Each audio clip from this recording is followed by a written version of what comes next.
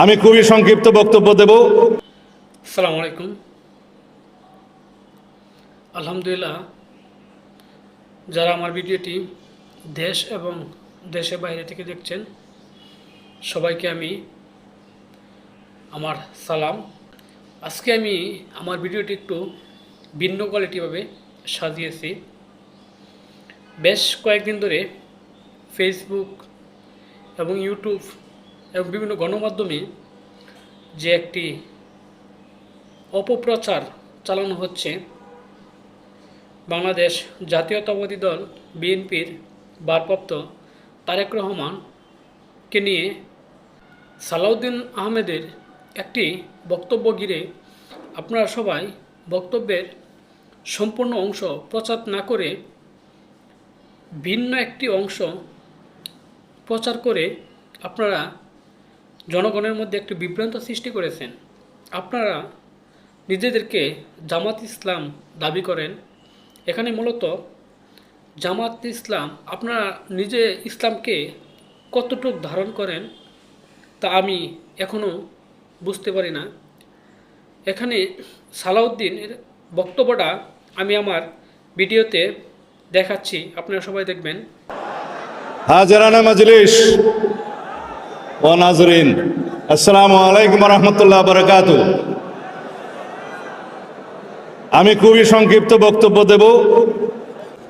যারা হাজরানা মজলিস, হযরত উলামায়ে কেরাম, বুজুর্গানে দিন এবং এই মজলিসের যিনি সভাপতি বাইতুল মোকাররমের পেশ ইমাম জনাব মহিবুল্লাহ বাকি দামাত বারাকাতুহু, এই মজলিসের সম্মানিত প্রধান অতিথি, আমাদের নেতা, বাংলাদেশ জাতীয়তাবাদী দল বিএনপির ভারপ্রাপ্ত চেয়ারম্যান,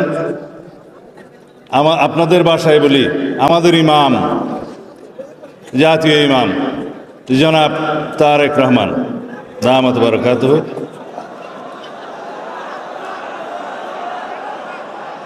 হাজরানা মজলিস। তিনি বলেছেন, আমাদের নেতা তারেক রহমান, আপনাদের ভাষা, তিনি কিন্তু স্পষ্ট বলেছে আপনাদের ভাষায়, আমাদের ইমাম, জাতীয় ইমাম তারেক রহমান। এখানে আপনারা অনেকেই বিভিন্ন মাধ্যমে প্রচার করিতেছেন, তিনি একটি কথা বলেছে আপনাদের ভাষায়।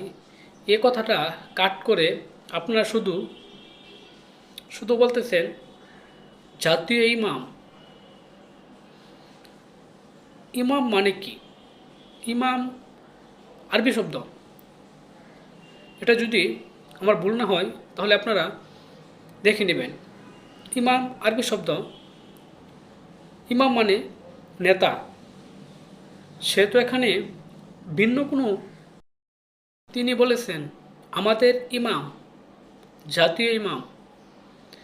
আপনারা রাজনীতি করেন, কিন্তু এসব প্রপাগণ্ডা ছড়িয়ে অপর রাজনীতি প্রতিপক্ষকে ঘায়াল না করে সুস্থ দ্বারা রাজনীতি করেন। ইনশাল্লাহ যদি জনগণ আপনাদেরকে গ্রহণ করে আপনারা ক্ষমতায় আসেন, তাতে আমাদের বা জাতীয়বাদী দলের কোনো সমস্যা নেই। জনাব তারেক রহমান একটি কথা বারবার বলেন, আপনার ভোট আপনি দিবেন, যাকে খুশি তাকে দিবেন, শুধু জনগণকে জনগণের অধিকার ফিরিয়ে দেন।